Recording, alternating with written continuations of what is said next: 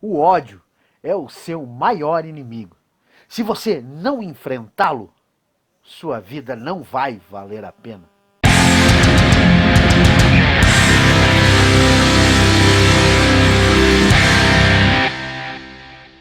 Muitas rivalidades construíram a história e muitos inimigos só são gigantes porque tiveram um opositor, um contrário, um adverso à altura do seu ódio. Pode ser que o folclore do ferreiro que tentou ludibriar o diabo um ano depois, a entrega da alma, aquela coisa toda, seja o relato mais antigo da história. Mas o registro mais antigo da literatura é o mito de Gilgamesh, pelo menos por enquanto. Gilgamesh era o rei de Uruk, uma cidade da Mesopotâmia.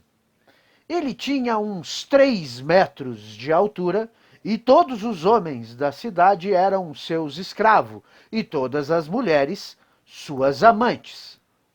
Com estas características, dá para imaginar que Gilgamesh era um tirano. Ouvindo as preces dos habitantes de Uruk, Ninhursag, uma deusa, criou Enkidu, um ser tão alto, forte e poderoso quanto Gilgamesh. Veja bem, os deuses perceberam que Gilgamesh não era um adversário para eles. Geralmente, um adversário faz frente a alguém. E quando um é muito mais poderoso do que o outro, facilmente o subjuga. Neste caso, Gilgamesh não era o suficiente para os deuses. Sabendo da existência de um novo ser tão forte, belo e poderoso quanto ele, Gilgamesh quis tirar satisfação de Enkidu. E uma batalha entre eles, obviamente, não teve vencedor. Gilgamesh então se torna amigo de Enkidu. Aliás, mais do que amigo, Gilgamesh se apaixona por aquele ser tão belo, tão forte e tão poderoso quanto ele.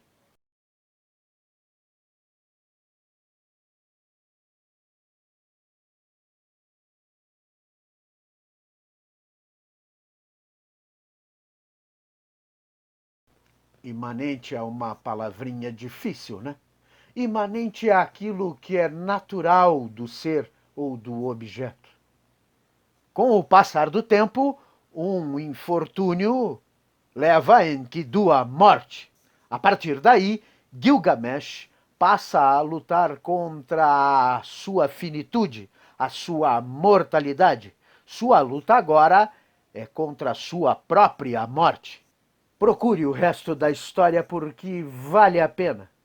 Gilgamesh encontra um ser, um casal, que ganha a imortalidade para construir uma arca e colocar dentro dela um casal de cada animal vivo. Este sujeito não se chamava Noé. Esta história aconteceu 1800 anos antes de Cristo.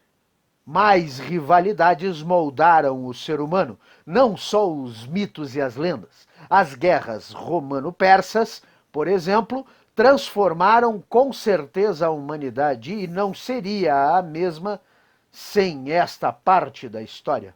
A Guerra Fria também foi algo impressionante. Creio eu, talvez por ingenuidade, que não foi de 2 blocos, mas sim apenas de 2 países.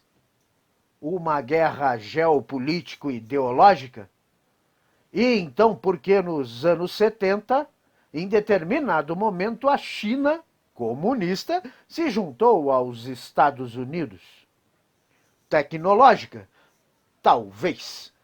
E enquanto os soviéticos mandaram o primeiro ser vivo e o primeiro homem ao espaço, os Estados Unidos mandaram o primeiro homem ao lado visível da Lua. Sim, visível, porque ao lado escuro da Lua a China mandará nos próximos anos. A playlist de Pink Floyd voltará com tudo. Militar. E então por que Nenhum tiro foi dado entre os dois países. Tudo bem, teve o Vietnã, o Canal de Suez e a quase guerra da crise dos mísseis. Mas uma piada que eu ouvia na época dá o tom do que era aquele momento ou o que seria se um país apertasse o primeiro botão.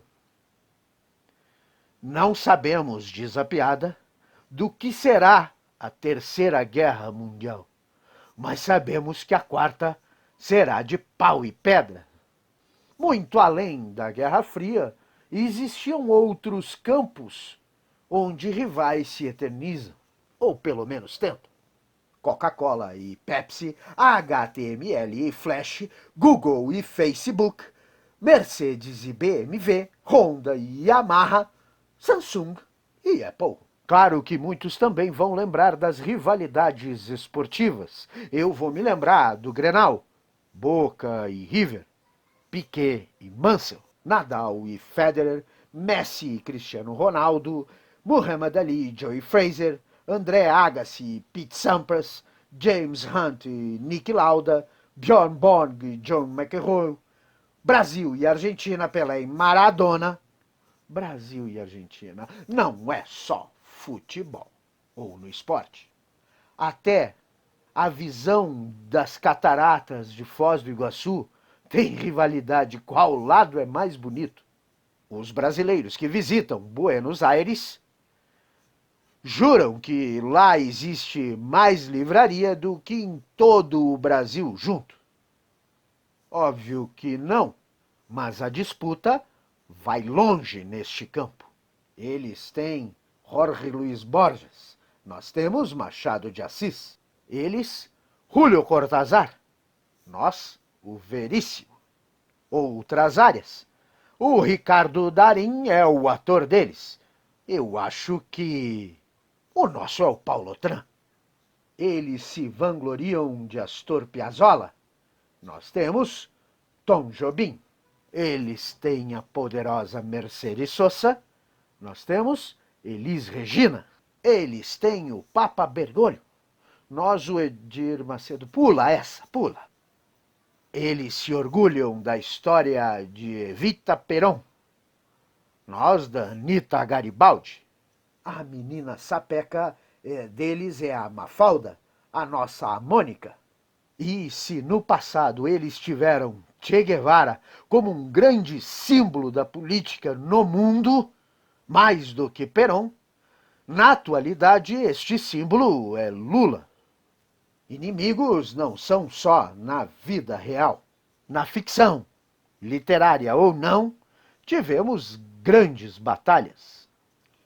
Sherlock Holmes e o professor Moriarty, Seu Madruga e Dona Florinda, Tom e Jerry, Super-Homem e Lex Luthor, Os Três Mosqueteiros e Richelieu, Os Três Porquinhos e o Lobo Mau, Lannisters e Starks, Luke Skywalker e o poderoso Darth Vader, ou seja, o Império contra a Aliança Rebelde, Neo e o Agente Smith, Gandalf e Saruman, Ulisses e Poseidon, Ícaro e o Sol.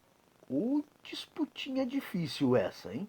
Iago e Otelo, e até inimigos que dividiam o mesmo corpo. Dr. Jekyll e Mr. Hyde. Mas existe um tipo especial, o tipo Don Quixote, sabe? O cara que inventou os seus inimigos e ainda se deu mal? O irmão do Jorel também é assim. Pois é, hoje no Brasil também temos uma figura que inventa os seus inimigos. Se não se deram conta de quem tem esse tipo de alucinação, é porque não conhecem a ministra de Bolsonaro, Damares Alves. Ela vê e cria inimigo em todos os lugares. O último, e veja bem, este vídeo está sendo gravado na última semana de janeiro, são os pais dos bebês holandeses. Aquilo é assustador. Robert Schiller. Se acha que Bolsonaro lhe dá medo, precisa ser apresentado a Damares Alves. Ô, Damares, pede pra sair, vai.